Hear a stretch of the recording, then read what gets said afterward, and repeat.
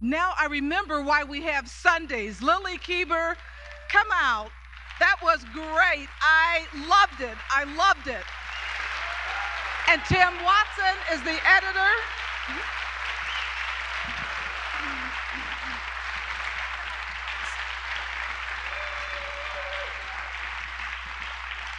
I love that. And I remember that's why we have Sundays here at Ebertfest. Please accept this golden thumb.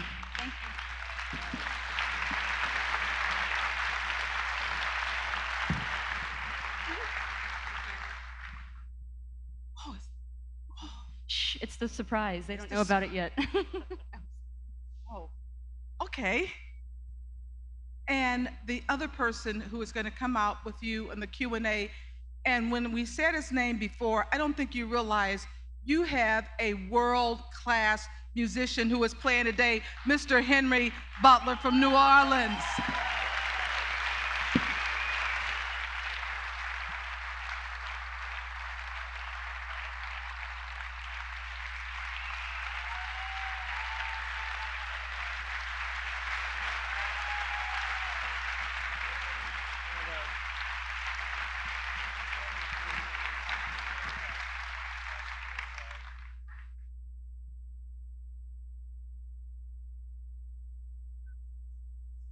I have a golden thumb for you, Henry.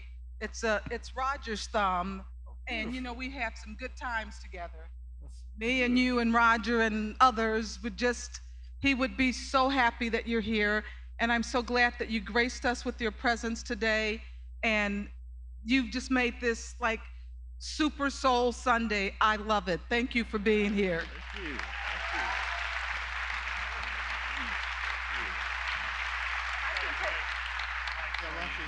We'll take the thumb back out and give it to you. Okay. We'll give you your thumb later, but Lily, and Tim, thank you so much. I love that. And Nate, the producer.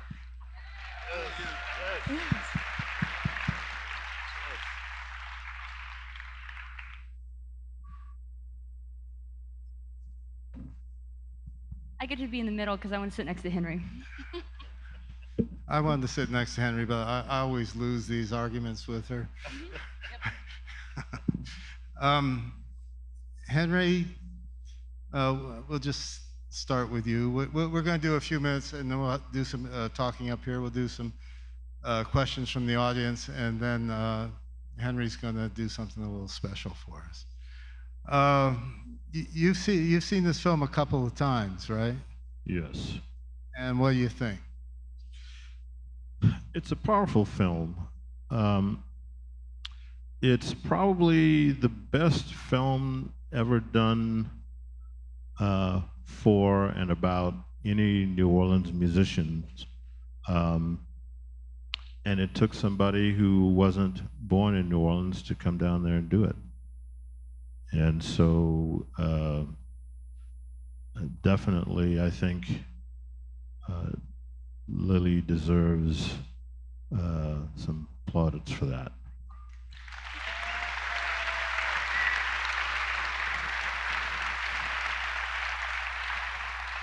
When you think about New Orleans being the city that's given the world so much music, from Louis Armstrong to King Oliver to, gosh, Funk Johnson to Wynton Marsalis, Branford Marsalis, Henry Butler,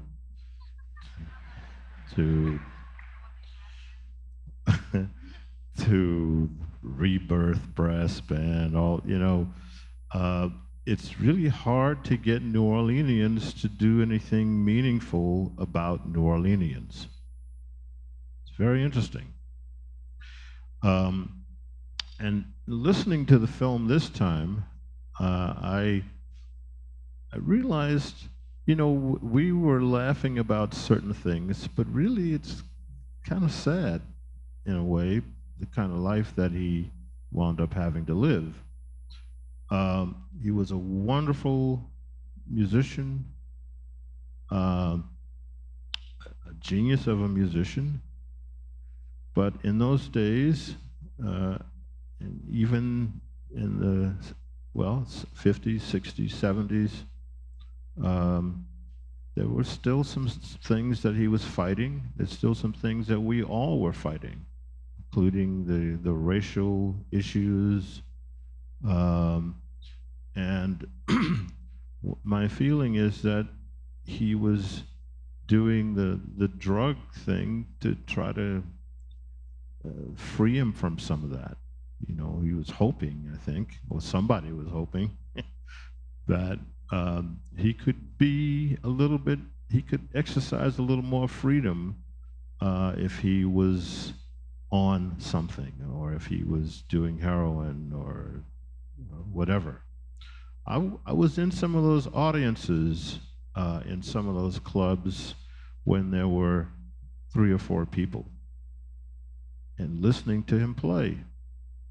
And many times when he was in New Orleans, he didn't always feel like playing that much, you know, partly because he didn't have the right amount of juice, partly because he was overjuiced.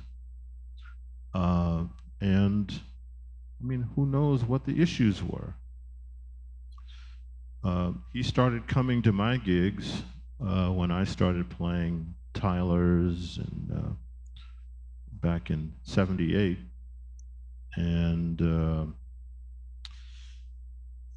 he wasn't one who gave compliments to other black pianists. But one night he said to me, "Oh man, you're starting to play with that energy." And I knew I was going to be all right. Yeah. So I always loved his work, and we wound up doing some dual bills together at places like Lou and Charlie's, and we did some of that at the Toulouse Street Theater. But I never wanted to hang with him because I knew that my life was very different. But I mean, not hanging with him, but always appreciating his work. Yeah, Lily, that seems to be a theme in the film. A lot of people really loved him and appreciated his work, but not too many people wanted to spend too much time with him. Well, why do you think that was? I think that I try to address that in the film. I think he's certainly a complicated character, but I mean, I've thought about that for myself. I mean, I was too young to ever see him play or meet him. I sometimes wonder, had I met him, would I still have been able to make the film, or would I have wanted to make the film? I think that it's almost easier with the, the space of time to be able to appreciate the genius without actually having to deal with that very difficult day-to-day life that he lived. Yeah, that's what Henry was just saying, the same thing. Well, you asked me the same question, so I get the same answer. But Henry was slightly more eloquent. Well, so thank you for having me go on after him. It was a difficult decision. But I mean, I've seen the film, you've seen the film hundreds of times. But each time, at least for me, it comes alive, and it's like seeing it for the first time. And part of that's due to Tim, who making a film, making a documentary is a little bit different from doing a narrative feature, right? Yes, it is. We met, I guess, about 3.5 years ago or something like that, Lily and I. Is that about right? And the film had mostly been shot, and I guess what I would say about that, and the short version of that, is that frequently with documentaries, the film goes together in the edit room after it's been shot. So it's the writing time, if you want to think of it like that, is reversed. And I guess our editing was a 1.5 years, something like that. Is that about right? I have to echo Henry's statement that it takes an outsider sometimes to make a film about New Orleanians. I've been there almost 30 years, and I don't know if I'm a New Orleanian yet or not, but there's a certain pace of life there that sometimes keeps people from getting stuff done. It can be distracting sometimes, yes. I mean, but I should also say, documentary really is made in the editing room. You know, it is a very, very different process. And for one, I felt very blessed to have not one but two editors. Tim has been in New Orleans since the dawn of time, um, in the good way. And our other editor, Aimee, was born and raised there. And we all sort of had this standing rule that we wanted to make a film that reflected the New Orleans that we knew and that we loved. Some ground rules: no crawfish, no streetcars, no fleur-de-lis. We really wanted to try to avoid the stereotypes that are so often shown, and to dig a little deeper into what it is that we love about New Orleans and why we live there. And I feel like in a lot of ways this film is as much about New Orleans as it is about James Booker. Yeah, Henry, why don't you talk a little bit about your relationship with the city? Well, I think one of the reasons also why I didn't want to hang with Mr. Booker is because I was a schoolboy, you know.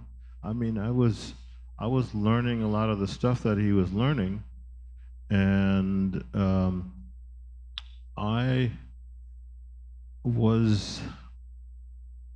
it was just a different life, you know, totally different, and I couldn't afford to screw up. The other thing is about New Orleans. That was the question, actually. I love the city. It's a city that it's one of those cities where you could get really trapped into one thing or another. If you're a musician, if you're really observing, if you can observe, you find that it's a very insular city,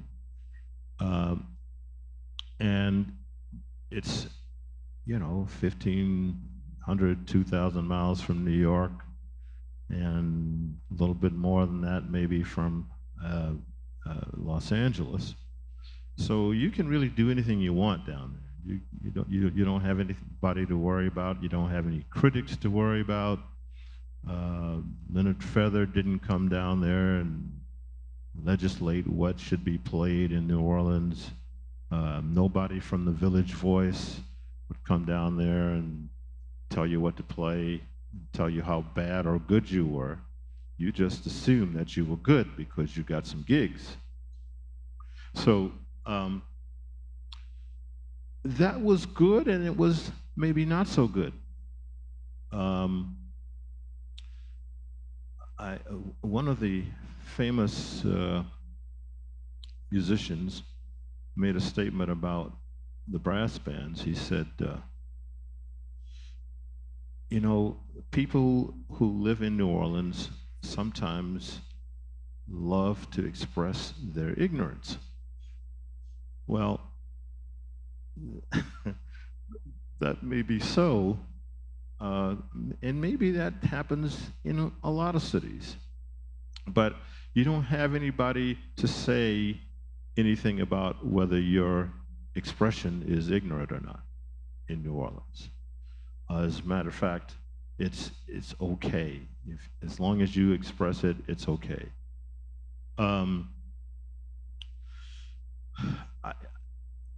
It's one of those cities that, I mean, I love, but right now in my life, I can't live there. I love going back there to sort of get my New Orleans battery charged every now and then. And I love listening to the guys there. But I think, at some point, there's going to have to be some real musical education so that people can leave New Orleans and compete with people from Los Angeles, New York, San Francisco, wherever. Anyway, I've probably said too much.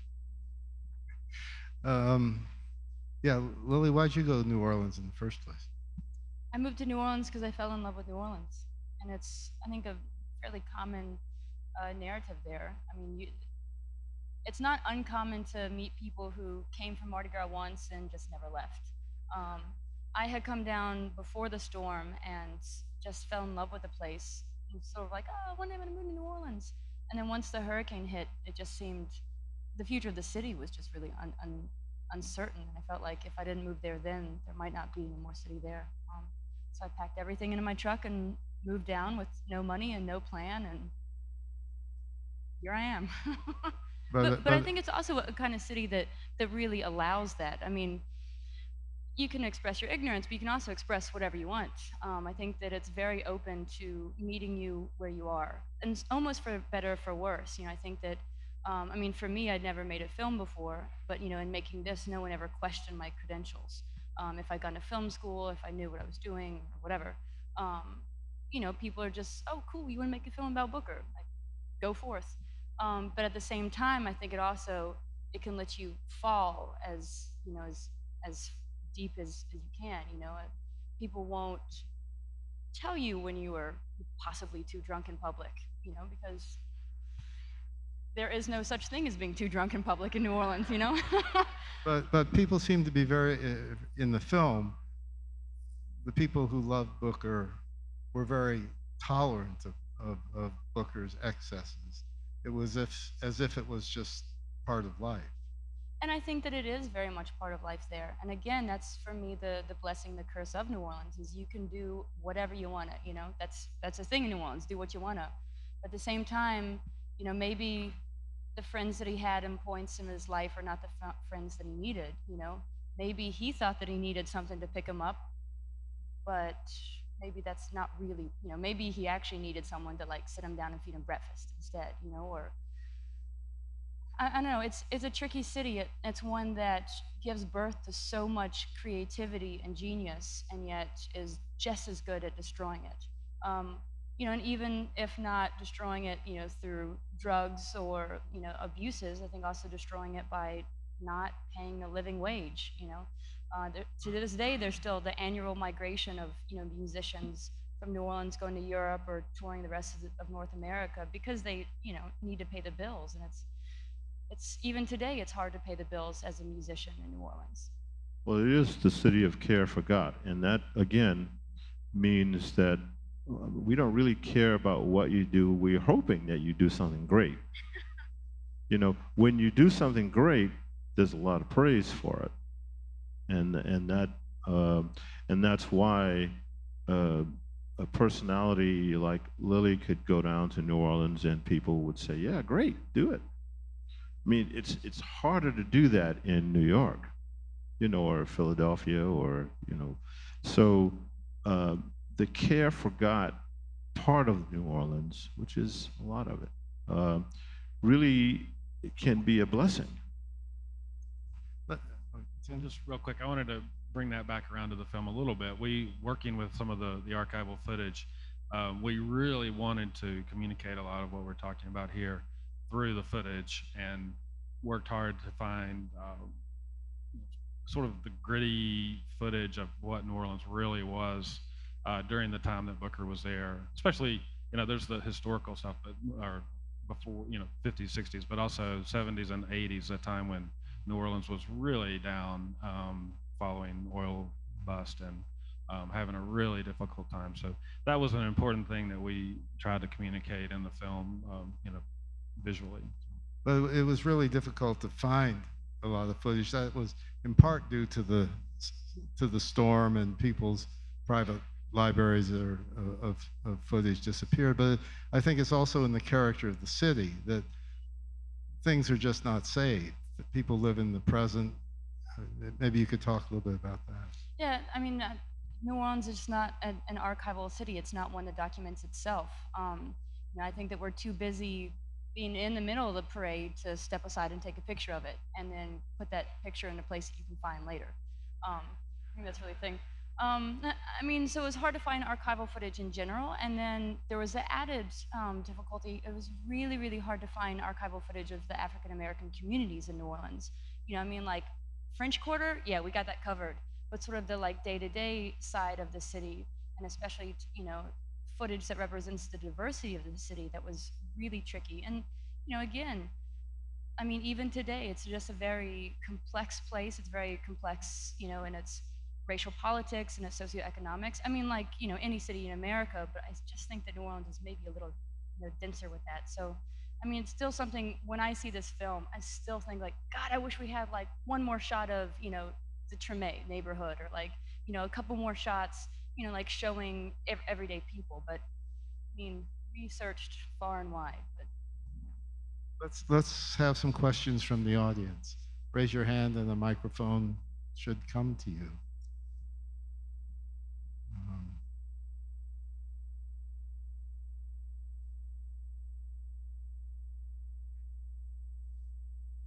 well, I guess while we're waiting, I'm here. Okay.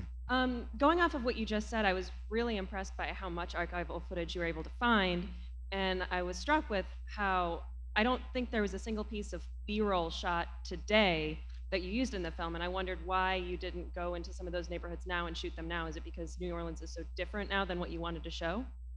So there is one section in the film that we shot ourselves, the black and white time lapse footage in the bars. That's 16 millimeter that we shot. And initially, that was an idea that I had, was to shoot today's neighborhoods and contemporary footage.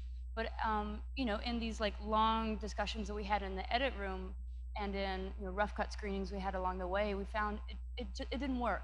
For one, the film is so much about that New Orleans in that era, that to have contemporary footage sort of took people out of the dream. And it just didn't work. Again, that was my idea, and this is a great lesson in directing, is that sometimes the director is really wrong. It's the producer's job to tell the director that. It's the producer's job to tell the director what to do, and the editor's job to then do it. And the director to sit around and drink coffee. Right.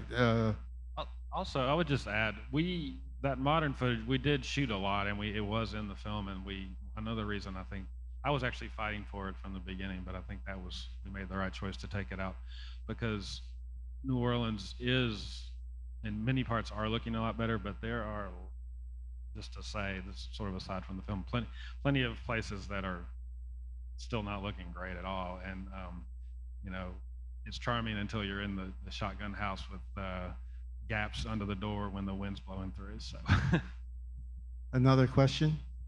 Next question is on the floor to your back on the right. Yes, could Nate and Lily, could you address the issue briefly of music clearance, which some of us know really make it a tough road, but a lot of people don't know that what you have to go through to get there, and that has everything to do with every minute of this film. There are, I think, 47 or 49 different pieces of music in this film. There's a little bit of the Beatles in this film, which means Michael Jackson, which means very complicated. We're still in the process of clearing music rights. It's proven to be very, very expensive. If anybody would like to help us out in that process, we'd be most appreciative. We're still going through that process, and that's basically delayed the release of the film, because you can't sell the film until you clear all the music. And we've had great cooperation from the folks who control the Booker Library, but there's a lot more music in the film that comes from other places, other sources. So it's a complicated process. Sometimes you can't find the person who owns it. Sometimes you're dealing with the states. Advice to other documentary filmmakers: clear your music first, and then make your film. And yet, at the same time, we felt strongly that Booker's music had to be in it. Personally, I don't feel that there's anything that I can say that will ever be as strong as just listening to his music. I think that that's where, the great truths about him come out. So it was sort of like, there were times when I probably should have reined it in, but like, that piece of music was just too good. Like, it could not go in. So certainly one option is to take some of that music out to make it cheaper, but I just feel like it's something that it would really be detrimental to the film, and also, just that's why we're sitting here talking about Booker today, is because of the beauty and the genius of music. And I think Lily, as a director, made a profound, positive, wonderful decision to put complete songs in this film. Um,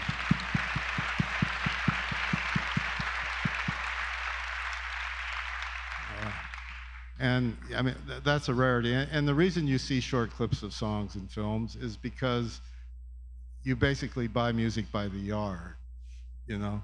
So if you have 10 seconds of music in the film, it costs you a whole lot less than if you have 5 minutes of music in the film. So it's a courageous thing that she did by doing that, and I think it helps it as a film. There was one day I was walking through the edit room, and Tim is phenomenal at cutting music together. He's often said he wants to track down his piano teacher and thank her for that, and I also want to track her down and thank her. But there was one day I was walking through, and I think it was maybe Taste of Honey, that black and white time-lapse sequence, which for me is one of the most incredible pieces of music ever recorded. But it was like 8 minutes long, and we cut it down to 5 or something. And I walked through as Tim was cutting it. It's like, oh my God, I'm gonna be struck by lightning right now. Like, I feel like I'm ripping the Mona Lisa in half and having to decide which parts are the best. So I do not envy that task, Tim. Another question? From the balcony in the center. Hi, I love this film, and especially the black and white time lapse sequence. I thought that was really beautiful, and I'd like to echo what you just said about leaving in the music, because you get to meditate along with it and fully enjoy it. You've kind of already answered the question that you're saying that the release is delayed because of this rights problem, but can you talk about what your plans are once that's all cleared in terms of getting this out into theaters or festivals or DVD? We've played a lot of festivals. This film premiered last year at the South by Southwest Festival.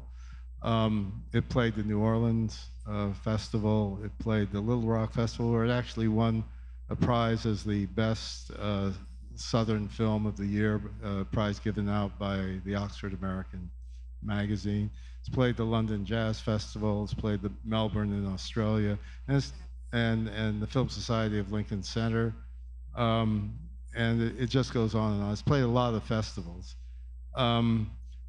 As far as the marketing of the film, we would very much like for it to have at least a limited theatrical release before it appears on cable TV or something. I mean, there are normal trajectories for documentary films, and most of them don't make it to the theaters.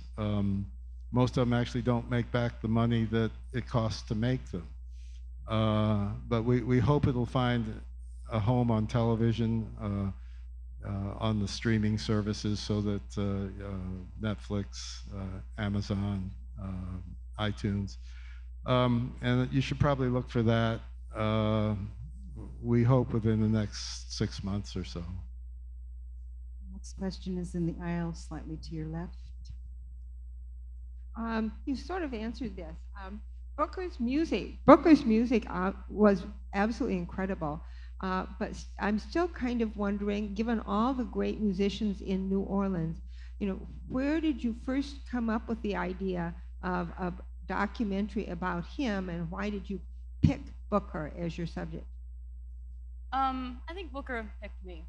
I was bartending at a little tiny dive bar in the Bywater, and he was on the jukebox. When it was slow, I would play the jukebox, and particularly the album they had there is sort of a bizarre one. And honestly, the music didn't make sense to me at all. I didn't know what to make of it, and the stories that people would tell about him, I didn't know what to make at all. They just didn't make sense. I didn't have any context for it. And as I tried to learn more, even Googling or trying to find books or posters or footage or anything, just none of that existed.